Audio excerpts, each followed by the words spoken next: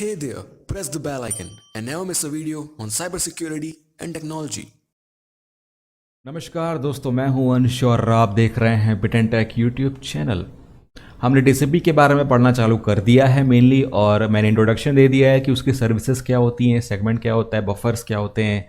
अब हम इसके बारे में डिटेल में पढ़ेंगे, हेडर्स के बारे में, हेडर फॉर्मेट क्या होता है इसका, और हेडर्स में जो होता है उनका मीनिंग क्या है, उनका सिग्निफिकेंस क्या है। ठीक है, तो टीसीपी फीचर्स, अब देखते हैं इसके फीचर्स क्या हैं। सबसे पहले तो टीसीपी नंबरिंग सिस्टम फॉलो करता है। यूडीपी में कोई भी नंबरिंग सिस्टम नहीं था। यहाँ पर नंबरिंग क्यों की जा रही है, जैसा मैंने पहले भी बताया था कि हमको एक्नॉलेज करना है, हमको पता होना चाहिए, हमको एक ट्रैक रखना है, रिकॉर्ड रखना है, क्या पहुँचा उसके पास और क्या नहीं पहुँचा और क्या गलत पहुँचा। ठीक है, तो इसीलिए टीसीपी हर बाइट को नंबर करता है, हर सेगमेंट को नहीं, हर बाइट को। ठीक है, बहुत इंपॉर्टेंट बात है, याद रखना, हर बाइट को, यहाँ पे सेगमेंट की बात नहीं हो रही है। तो हर बाइट मतलब एक सेगमेंट पे जितने बाइट्स जा रहे हैं उतने बार नंबरिंग होगी, और मतलब कितने भी बाइट्स हैं एक सेगमेंट में उतना नंबर होगा उसका। ठीक है, तो इंडिपेंडेंट है हर डायरेक्शन में, मतलब सेंडर जो बाइट्स नंबर कर रहा है वो रिसीवर के इंडिपेंडेंट है। रिसीवर अपने हिसाब से बाइट्स को नंबर करेगा, दोनों के बीच में कोई रिलेशन नहीं होना, मतलब नहीं होगा। ये ज़रूरी नहीं है कि ये ज़ीरो से स्टार्ट हो, ये ज़ीरो से स्टार्ट हो भी सकता है, लेकिन हम इसको रैंडमली सेलेक्ट करते हैं। इनिशियल सीक्वेंस नंबर निकालने के लिए एक रैंडम नंबर जनरेटर यूज़ होता है, जो कि आरएफसी के स्टैंडर्ड के अकॉर्डिंगली चूज़ किया गया है। ऐसा क्यों होता है, मतलब रैंडमली हम लोग क्यों चूज़ करते हैं? पहला मतलब कहाँ से स्टार्ट करना है नंबर करना, हम लोग ज़ीरो से स्टार्ट कर सकते हैं ना, क्योंकि हमारे लिए ईजी पड़ेगा।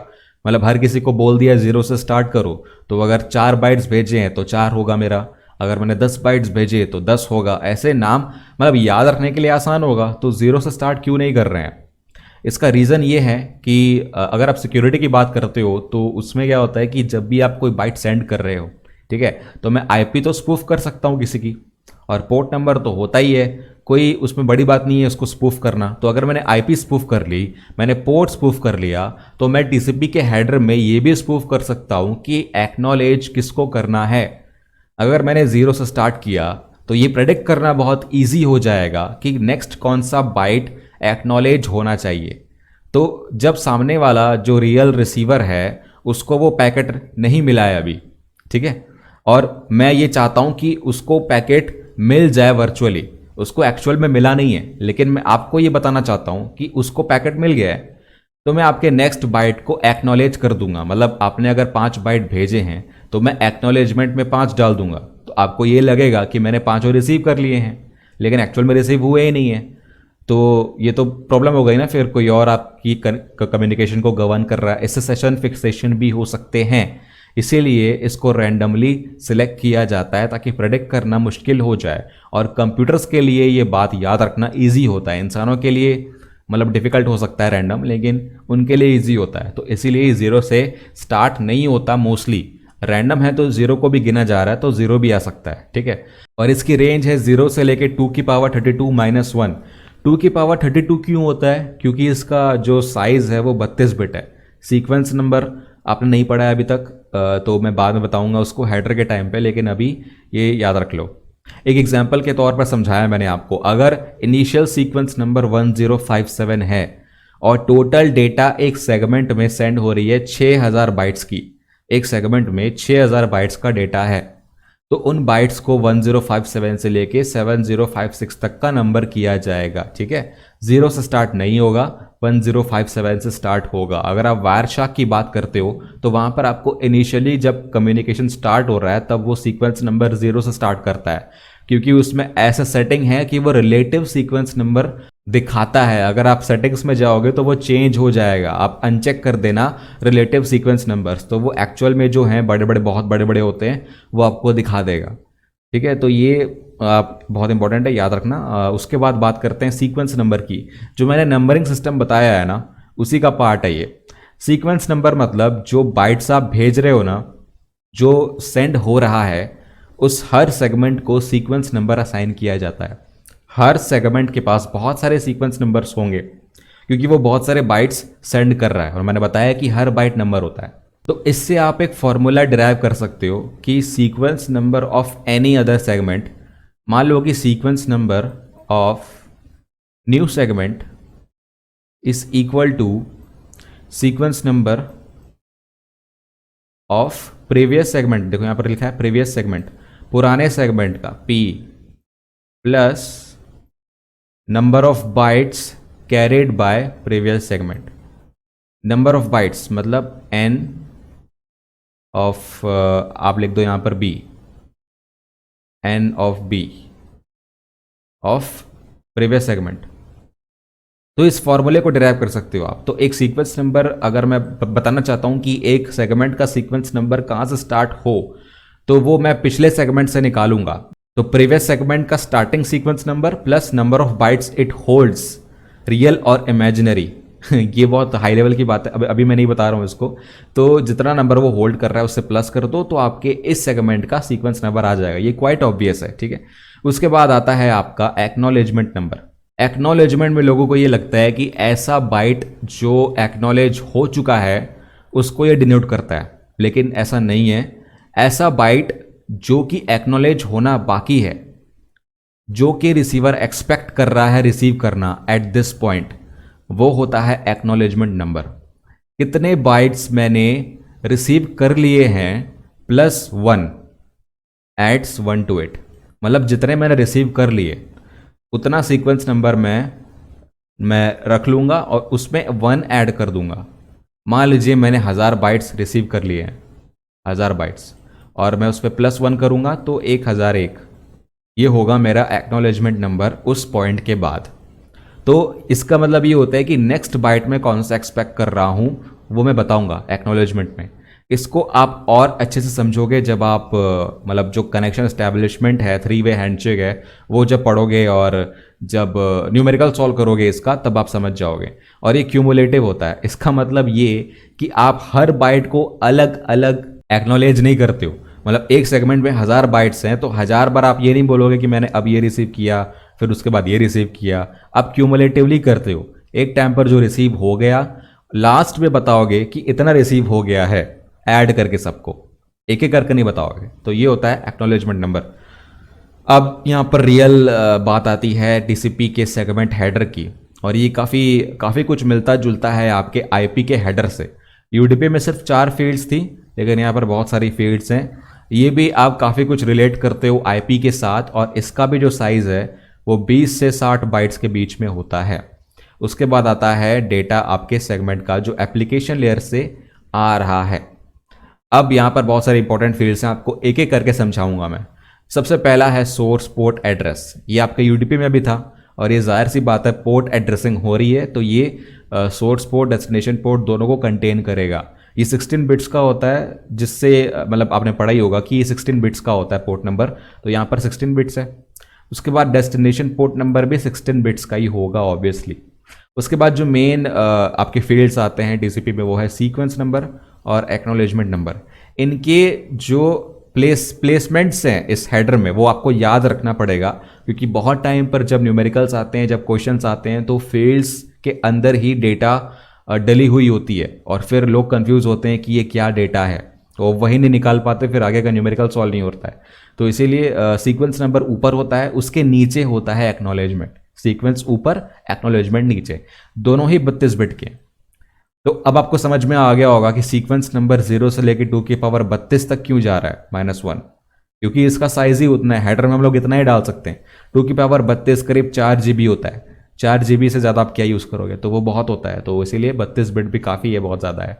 और एक बात आपके दिमाग में आ रही होगी शायद कि अगर मैंने 2 की पावर 32 4 GB डेटा भेज दी है, मतलब इतना डेटा मैंने भेज दिया, सीक्वेंस नंबर यूज़ हो गया सारे के सारे, उसके बाद फिर अगर मुझे नेक्स्ट कोई बाइट भेजना है 4 GB के बाद, तो फिर क्या सीक्वेंस नंबर यूज़ होगा?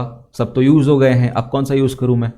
इसके लिए एक कंसेप्ट होता है रैप अराउंड का। मतलब एक बार 4 GB यूज़ हो गया तो फिर से सर्कुलर वे में 0 पे आ जाएगा, वो फिर से यूज़ होने लगेंगे सारे सीक्वेंस नंबर्स। तो एक टाइम पर मैक्सिमम 4 GB बाइट्स को आप आउटस्टैंडिंग रख सकते हो एक्नॉलेजमेंट के लिए। एक बार एक्नॉलेज हो गया उसके बाद वो रैप अराउंड हो जाता है, ठीक है, वो सीक्वेंस नंबर फिर से आप यूज़ कर सकते हो।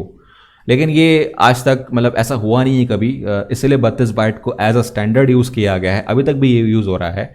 तो इसलिए इसके लिए चिंता करने की बात नहीं है। ये जैसी मैंने 0 से लेके 4 GB बोला ना, तो अगर ये एक बार में 0 से लेके 4 GB तक का डेटा सेंड कर चुका है, नेक्स्ट जो डेटा होगा वो फिर से 0 से ही सीक्वेंस नंबर मतलब नंबरिंग होगी उसकी, 0 से ही होगी, क्योंकि 0 एक्नॉलेज हो जाना चाहिए उस टाइम तक, ठीक है।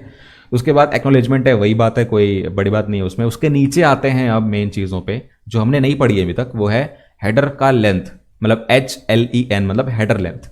अब यहाँ पर भी वही कंसेप्ट है जो आईपी के केस में यूज़ हो रहा था हेडर लेंथ में। यहाँ पर भी 4 बिट्स है, मतलब यहाँ पर मैक्सिमम नंबर 15 हो सकता है, लेकिन इसको हम लोग इंटू 4 करते हैं, जो भी इसमें नंबर होगा तो मैक्सिमम 15 इंटू 4 60 हो जाएगा, और मिनिमम जो होगा वो कितना होना चाहिए, मतलब आप 20 को 4 से डिवाइड कर दो 5, मतलब 5 इसकी मिनिमम वैल्यू होगी और मैक्सिमम 15 होगा, ठीक है।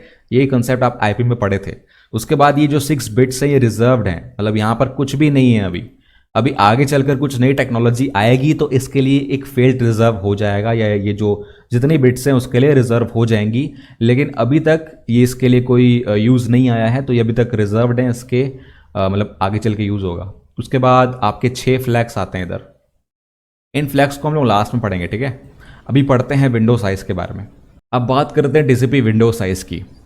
अब जब आपने कुछ सेंड किया सामने वाले को, तो आप जिस रेट से सेंड कर रहे हो, ज़रूरी नहीं है कि वो सामने वाला भी उसी रेट से उसे रिसीव कर पाए, या उसके पास उतना स्पेस हो एक बार में रिसीव करने के लिए। दोनों सिस्टम्स अलग अलग होते हैं। आप एक क्लाइंट सर्वर आर्किटेक्चर को देखोगे तो क्लाइंट ज़्यादा पावरफुल हो सकता है, या कभी सर्वर ज़्यादा पावरफुल हो सकता है। मोस्ट केस में सर्वर ज़्यादा रिसोर्सेस मतलब हैंडल करता है या उसके पास होता है। लेकिन यहाँ पे विंडो साइज़ जो है वो मतलब अगर किसी का विंडो साइज़ है, तो सेंडर का अगर विंडो साइज़ मैं बात कर रहा हूँ, अगर क्लाइंट की बात कर रहा हूँ, तो क्लाइंट का विंडो साइज़ मतलब कि एक टाइम पर कितने बाइट्स वो स्टोर कर सकता है बिना उन्हें एक्नॉलेज किए। मतलब सिंपली पुट ये है कि एक टाइम पर मैं कितना डेटा होल्ड कर सकता हूँ, ये बताता है आपका सेंडर हो चाहे रिसीवर हो, दोनों। तो अपने हेडर में वो ये एडवर्टाइज करते हैं। अगर मैं सामने वाले को कुछ बोलूँगा तो मैं ये एडवर्टाइज करूँगा कि इस पॉइंट में मैं कितने डेटा को और रिसीव कर सकता हूँ, और इसका सीधा सीधा मतलब निकलता है, इसका सीधा सीधा रिलेशन है रिसीवर से। रिसीवर के पास मतलब मैंने ये बोला कि कितना बाइट्स मैं होल्ड कर सकता हूँ बिना उन्हें एक्नॉलेज किए। तो जब सामने वाला आपको कुछ भेज रहा है तो वो आपका विंडो श्रिंक होना चाहिए, मतलब जिस रेट में वो भेजते जाएगा पैकेट को, उस रेट के हिसाब से आपका विंडो श्रिंक होना चाहिए, क्योंकि उतना बाइट्स आप होल्ड कर रहे हो। जब तक आप उसे होल्ड करके रख रहे हो तब तक आपका विंडो कम होते जाएगा। आप उसे अगर पुश करोगे एप्लीकेशन में तब आपकी वो स्पेस खाली होगी। तो जिस रेट से आप उसे पुश करते हो या उसे कंज्यूम करते हो, वो रेट डिसाइड करता है कि आपका विंडो साइज श्रिंक होगा कि नहीं होगा, या उसका करंट साइज क्या होगा।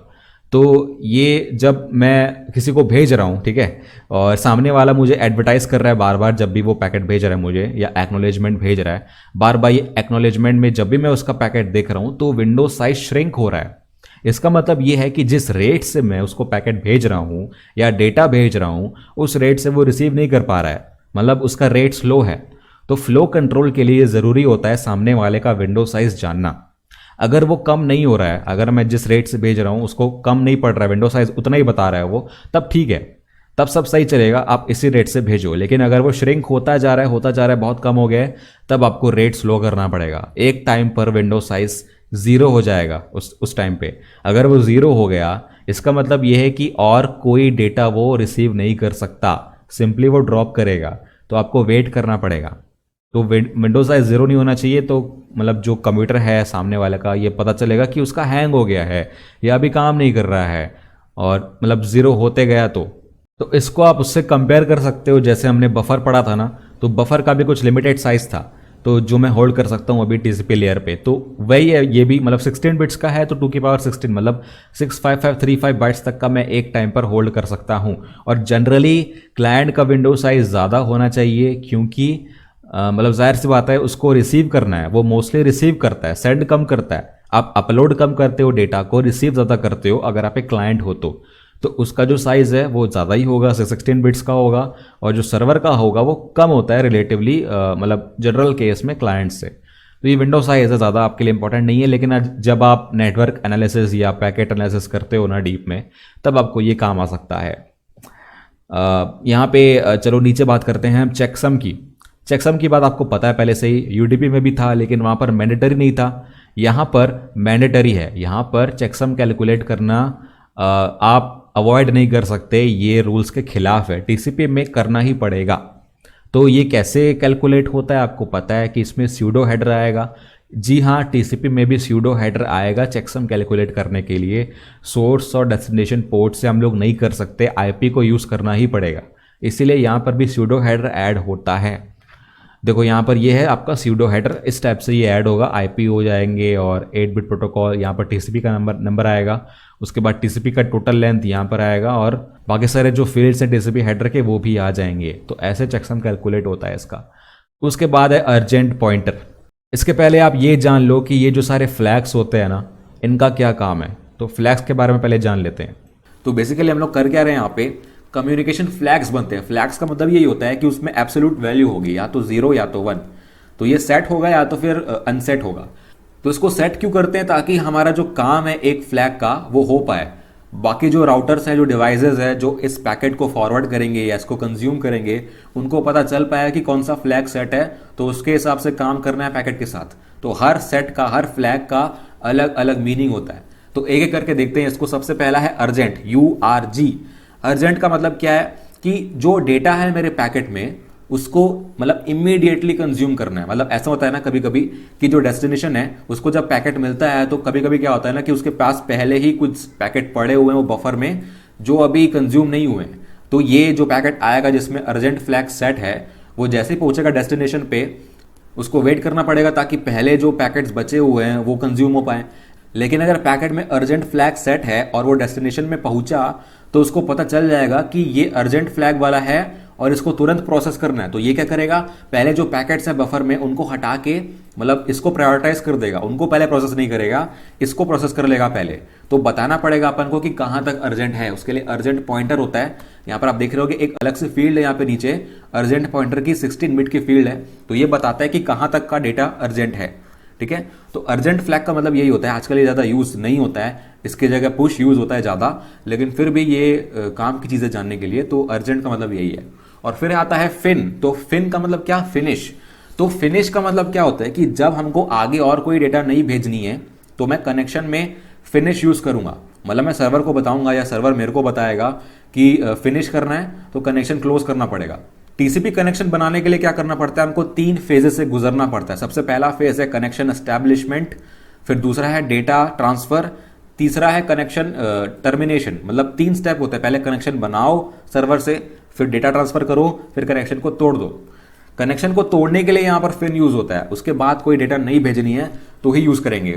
नेक्स्ट फ्लैग है RST, रीसेट। इसका नाम से ही पता चल रहा है कि रीसेट करता है कनेक्शन को। रीसेट करने का मतलब क्या कि कभी कभी क्या होता है ना कि कनेक्शन हमको तुरंत बंद करना पड़ता है, टर्मिनेट करना पड़ता है। क्यों? क्योंकि हम नहीं चाह रहे कनेक्शन बनाना, या कोई एब्रप्ट एक्टिविटी हो गई, या हम डेटा के लिए वेट नहीं कर रहे हैं और सामने वाला हमको डेटा भेज रहा है, मतलब गलत होस्ट को वो डेटा भेज रहा है, तो कनेक्शन बनाना ही नहीं है, रीसेट कर देना है। मतलब उसको बता देना है कि मैं रिसीव नहीं करूंगा जो तू भेजेगा, तो इसलिए रीसेट बताते हैं अपन। तो कभी कभी जब कनेक्शन बनाना ही नहीं चाहते अपन, या कनेक्शन नहीं होना चाहिए एग्जैक्टली में हमारे साथ, तो हम लोग रीसेट करते हैं। और सर्वर जो है तब रीसेट भेजता है जब उसको कनेक्शन नहीं बनाना है, रिफ्यूज करना है। ठीक है, अब नेक्स्ट है पुश, PSH। इसका मतलब ये होता है कि जब डेटा पहुंची, मतलब जिस पैकेट में पुश फ्लैग सेट है, तो वो जब डेस्टिनेशन पे पहुंचेगी तो उसको तुरंत ऊपर के लेयर पे पुश करना है, एप्लीकेशन लेयर तक पुश करना है। मतलब यहां पर आप सोच रहे होगे अर्जेंट और पुश में क्या डिफरेंस है। अर्जेंट में क्या होता है ना कि वो पैकेट पहले प्रायोरिटाइज हो जाता है, मतलब बाकी के पैकेट जो पहले आए थे उससे वो वाले प्रोसेस नहीं होते हैं, पहले वो प्रोसेस होता है। लेकिन पुश में क्या होता है ना, वो इन ऑर्डर ही प्रोसेस होता है, मतलब पहले के जो पैकेट हैं वो तो प्रोसेस होंगे ही होंगे, उसके बाद ही ये होगा। लेकिन ये बोल कह रहा है कि जल्दी जल्दी करो, मतलब ऊपर के डेटा में भेज दो, बीच में कहीं रोको मत, सारे ऊपर की लेयर्स में पहले पैकेट भेज दो। तुरंत भेजना है, पूरा बफर का डेटा जो भी बफर में प्रेजेंट है, पूरा डेटा पहले ऊपर में जाना चाहिए जल्दी से, क्योंकि इसको मतलब मोर और लेस अर्जेंट ही बोल सकते हो आप। लेकिन अर्जेंट में आउट ऑफ ऑर्डर हो जाता है डिलीवरी और प्रोसेसिंग, लेकिन इसमें इन ऑर्डर ही रहता है, जिस ऑर्डर में आया था उसी ऑर्डर में प्रोसेस होगा, लेकिन जल्दी ऊपर चला जाएगा। उसके बाद है कोई डिले नहीं होगा। उसके बाद है ACK एक्नॉलेजमेंट, ये तो बहुत इंपॉर्टेंट है। एक्नॉलेजमेंट का मतलब क्या होता है कि हम लोग बोल रहे हैं, हम लोग ये बता रहे हैं कि हाँ हमने सुन लिया है, हम लोग कर लिए, हमने आपकी बात मान ली। ऐसा कुछ होता है ना कि हम लोग एड्रेस कर रहे हैं आपका जो भी एक्शन आपने किया है हमारे लिए। तो एक्नॉलेजमेंट आता है TCP में, तभी उसको बोला जाता है कनेक्शन ओरिएंटेड। जो भी आप भेजोगे सामने वाले को मतलब पता रहना चाहिए कि उसने जो पैकेट भेजा वो एक्चुअल में पहुंचा है कि नहीं। तो रिसीवर क्या है, पैकेट मतलब रिसीव करने के बाद एक एक्नॉलेजमेंट भेजता है। तो ACK फ्लैग जब सेट होगा तो उसका मतलब ये है कि जो डेटा है उसके साथ एक्नॉलेजमेंट भी आ रहा है। तो पिछले पैकेट का एक्नॉलेजमेंट आता है, पिछला पैकेट मेरे को मिल चुका है इसलिए मैं एक्नॉलेजमेंट भेजूंगा। और एक्नॉलेजमेंट सिर्फ सर्वर नहीं, क्लाइंट भी भेज सकता है, क्योंकि ये फुल डुप्लेक्स होता है। जो TCP होता है ना, ये फुल डुप्लेक्स कम्युनिकेशन होता है। तो उसके बाद आता है SYN सिंक्रोनाइज। ये ACK और SYN दोनों मतलब काउंटर पार्ट्स एक दूसरे के। नेक्स्ट है SYN सिंक्रोनाइज, जिसका मतलब क्या, जो ACK है ना उसी का भाई है ये। जब मैं SYN भेजूंगा तो सामने वाला एक्नॉलेजमेंट भेजता है मेरे को। SYN का मतलब क्या है, सिंक्रोनाइज, इनिशिएट करना है आपको कनेक्शन को। तो SYN का मतलब है सबसे पहला पैकेट जो आप भेजोगे रिक्वेस्ट करने के लिए सामने वाले के पास कि मेरे को तेरे से कनेक्शन बनाना है, तो आप SYN पैकेट भेजोगे जिसमें SYN फ्लैग सेट होगा। तो सामने वाला अगर एक्सेप्ट करता है तो वो फिर से आपको SYN भेजेगा। वो हम लोग देखेंगे यार मतलब 3-वे हैंडशेक में। तो ये फ्लैग्स है जो हमको समझना पड़ेगा, उसका मीनिंग समझना पड़ेगा, तभी आपको पता चल पाएगा, समझ में आएगा कि हैंडशेक कैसे हो रहा है। ठीक है, ये है हमारा TCP का हेडर जो मैंने आपको पहले ही बता दिया है। इसमें जो फ्लैग्स होते हैं वो एक एक बिट के होते हैं, क्योंकि पता है आपको एक बिट में 2 वैल्यू आती हैं, 0 या 1, तो एक बिट में काम हो जाता है। इसके बारे में इतना डिटेल में मत जाना, नेटवर्किंग में पढ़ना है तो पढ़ लो और पढ़ ही लो यार, क्योंकि इंपॉर्टेंट है। अब आपको फ्लैग्स के बारे में पता चल चुका है, तो अब बात करते हैं अर्जेंट पॉइंटर की। अर्जेंट पॉइंटर का मतलब ये होता है कि ये एक पॉइंटर है, जाहिर सी बात है। पॉइंटर का मतलब क्या होता है कि किसी चीज़ पे वो पॉइंट कर रहा है, किसी एड्रेस पे पॉइंट कर रहा है। अर्जेंट पॉइंटर ये बताता है कि आपके अपने सीक्वेंस नंबर को, मतलब आपके सेगमेंट के इनिशियल, आपके सेगमेंट के सीक्वेंस नंबर में क्या नंबर ऐड करना है कि आपको लास्ट अर्जेंट बाइट मिल जाए। फिर से रिपीट कर रहा हूं, आपके सेगमेंट के सीक्वेंस नंबर में आपको कौन सी वैल्यू ऐड करनी है जिससे आपको लास्ट अर्जेंट बाइट मिले।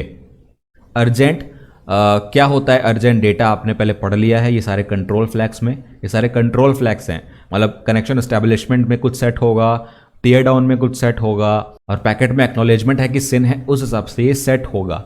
लेकिन जब मैं डेटा की बात कर रहा हूँ कि कौन सा डेटा अर्जेंट है, मुझे अर्जेंटली ट्रांसफर करना है, पूरा का पूरा नहीं है अर्जेंट, थोड़ा सा उसका कुछ पार्ट अर्जेंट है, तो वही पार्ट बताने के लिए शुरू से लेके अगर मैं यहाँ से स्टार्ट कर रहा हूँ डेटा को, तो मैं कहाँ तक जाऊँ कि मुझे वहाँ तक अर्जेंट डेटा मिल जाए। मान लेते हैं कि यहाँ तक मेरा अर्जेंट डेटा है, तो ये नंबर कौन बताएगा मुझे, ये नंबर बताएगा अर्जेंट पॉइंटर। और आप जानते हैं 16 बिट सफिशिएंट है, क्योंकि TCP लेयर पे जो डेटा है वो 2 की पावर 16 से कम ही होगा, हमने पहले डिस्कस किया हुआ है उसको।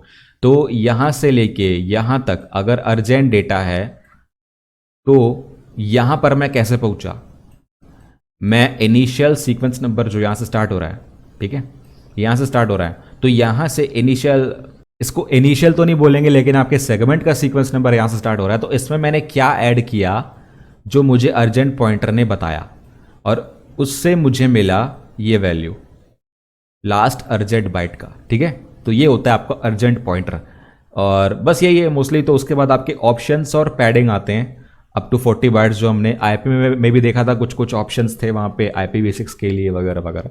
वो इंपॉर्टेंट नहीं है, आप छोड़ भी सकते हो उसे, कोई बड़ी बात नहीं है उसमें। ये होता है आपका हेडर TCP के टाइम पे, और आगे चल के ये बहुत काम आएगा आपको। अभी मैं फिर से बोल रहा हूँ, रिवाइज कर लो, नोट कर लो जो करना है, या इसको मतलब बोलूँगा कि आप समझ समझ के पढ़ोगे तो ही समझ में आएगा। बाकी तो आपकी फील्ड्स जो है वो आपको मतलब याद कर लेनी है, उसको याद कर लेना, ये सारी फील्ड्स होती हैं। तो बस ये कुछ बड़ी बात नहीं है इसमें, आई होप आपको समझ में आ गया होगा। और बाकी ये जो स्यूडो हेडर है वो मैंने पहले डिस्कस किया है, तो मैं फिर से नहीं कर रहा हूँ, ये आपको पता है।